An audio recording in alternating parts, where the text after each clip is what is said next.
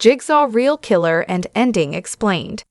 Jigsaw continues the legacy of John Kramer, Tobin Bell, after his death, but with two major twists, as is tradition in the Saw saga.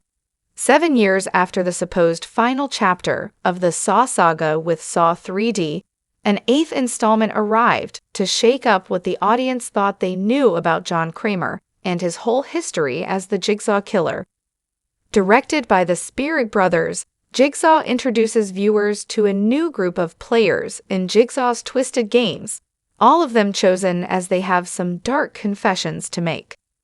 Parallel to the game, Jigsaw follows the efforts of detectives Brad Halloran, Callum Keith Rennie, and Keith Hunt Clay Bennett to find the copycat Jigsaw killer that has started this new game, as Kramer died in Saw III. Working with Halloran and Hunt is pathologist Logan Nelson, Matt Passmore, and his assistant Eleanor Bonneville, Hannah Emily Anderson, who become suspects after Eleanor is revealed to be a Jigsaw fan. As is expected in a Saw movie, Jigsaw has a twist ending, though this time a double one, which changed the backstory of Kramer as Jigsaw. John Kramer's return in Jigsaw explained.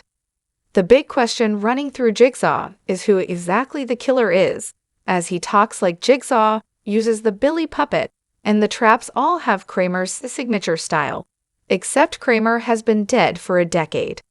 The answer is complicated, but it all starts at the farm. Jigsaw opens with 5 victims in a room, each one chained to a door on the opposite side, and with metal buckets over their heads.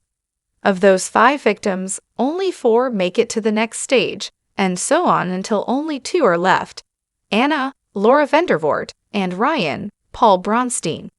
After Anna almost escapes, she and Ryan are drugged and wake up chained in a laboratory, where the killer manipulating everything is revealed to be none other than John Kramer himself.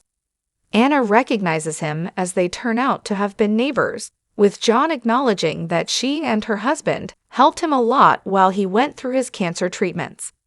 Anna and Ryan don't seem surprised to see John Kramer alive, and that's where the first big twist in Jigsaw lies. Every trap and victim in Jigsaw. All the victims led to the death of another person and repeatedly avoided facing up to the fact.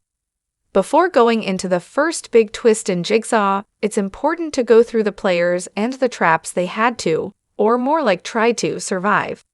Following the message of the previous movies in the saga, Jigsaw is about atonement for sins, though taken to extremes. What the 8th entry really steers into more than any other, though, is retribution from the dead. All the victims led to the death of another person and repeatedly avoided facing up to the fact.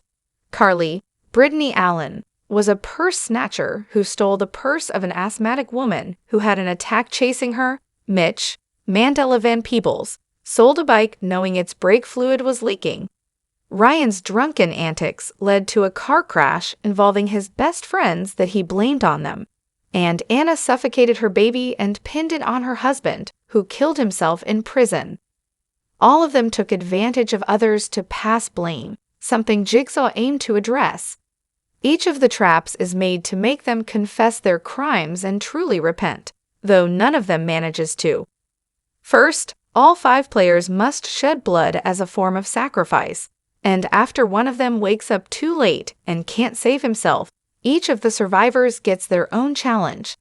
Carly goes first, and she must admit she let a person die for $3.53 by choosing the relevant syringe to cure the poison Jigsaw's given her. But she can and winds up with acid in her bloodstream as Ryan injects all 3 syringes into her neck. Then, Ryan breaks the rules, and his leg is caught in a machine that cuts half of it off when he pulls a lever to save Anna and Mitch from being buried alive in a different trap inside the room.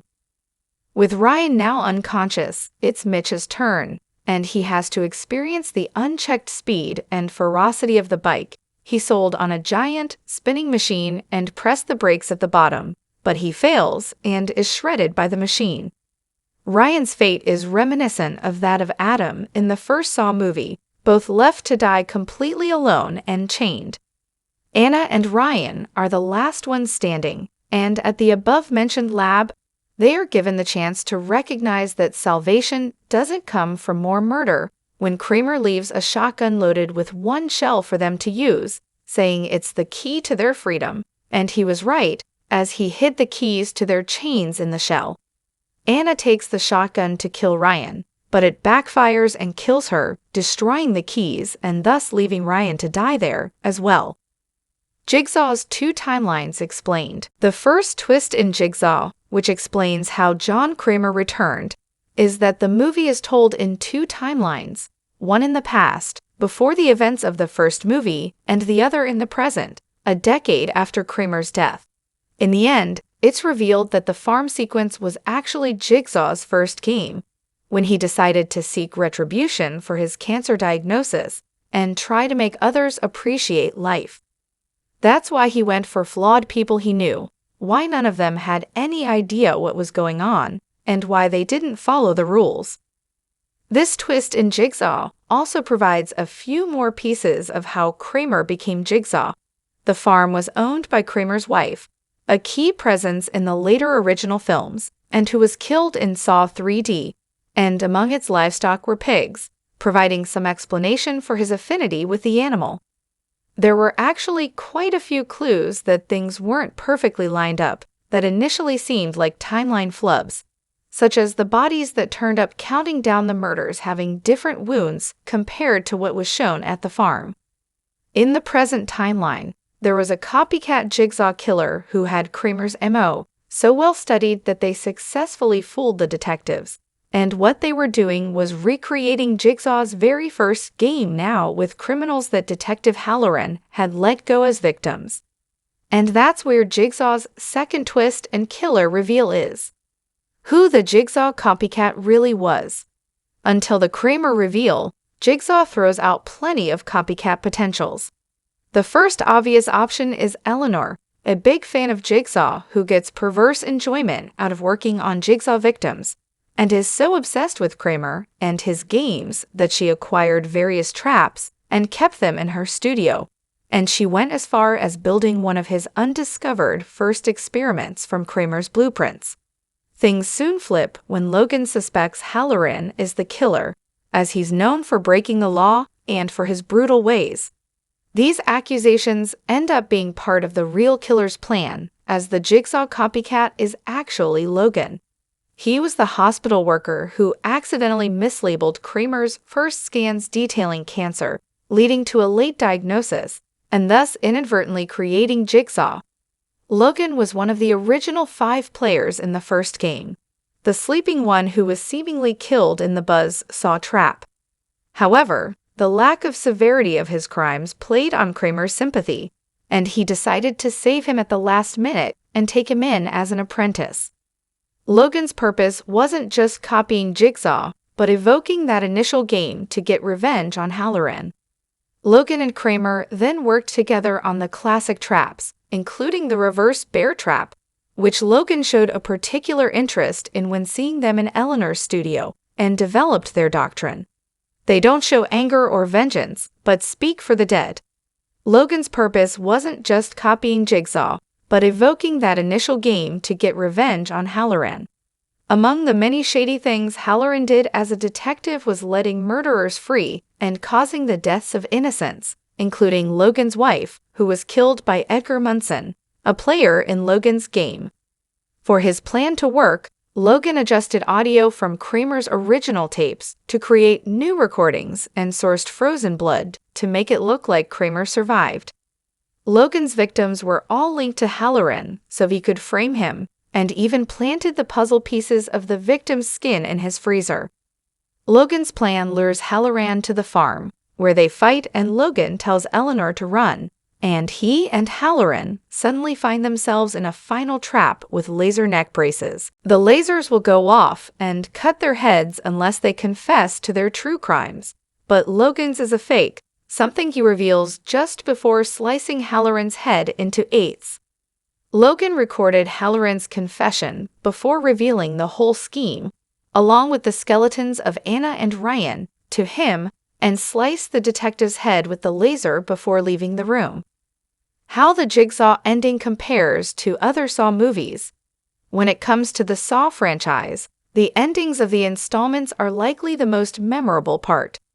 It all began with the 2004 original, which has the shocking reveal that John Kramer, the real Jigsaw, was the dead body on the floor in the bathroom the entire time. It remains one of the most surprising horror endings ever and is iconic for that reason. Later entries have followed that formula, from learning that Amanda is Jigsaw's apprentice to Jigsaw's death to finding out Dr. Gordon was alive all along. It became expected of these movies even if they couldn't top the first one.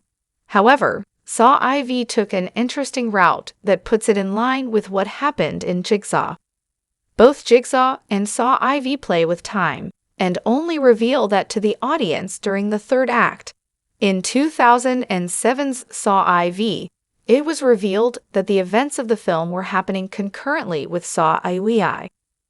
While that doesn't exactly involve two timelines in the same manner as Jigsaw, it does make the movies similar. Neither movie was met with strong acclaim from moviegoers or critics, and that extends to their shocking endings. However, Jigsaw handles the two timelines a bit better, since there's a lot more to juggle back and forth throughout the narrative. There were questions about the Jigsaw twist regarding the killer, and the timeline that remains messy even years after its release. In that sense, Saw IV's ending is a bit better, because it at least makes sense within the greater, convoluted Saw timeline. How Jigsaw set up future Saw movies. If the world of Saw ever decides to expand again with chronological sequels, that is, a continuation to Jigsaw, it has the perfect villain. Jigsaw was yet another supposed closing chapter in the Saw saga, but it only made way for another sequel, though one that became one of the most hated entries in the franchise. Spiral is a standalone sequel in the Saw saga, but it followed the steps of Jigsaw with a copycat killer, except this time, it was a predictable and underwhelming one. Spiral was a critical and commercial disappointment, but the franchise returned to life with Saw X, a sequel set between the first two movies in the saga. However, if the world of Saw ever decides to expand again with chronological sequels, that is, a continuation to Jigsaw, it has the perfect villain now as Logan, along with Dr. Gordon, is the only apprentice of Kramer who is still alive. Jigsaw added to the backstory of the title killer, though not with some plot holes and questions, and it gave some closure to the timeline.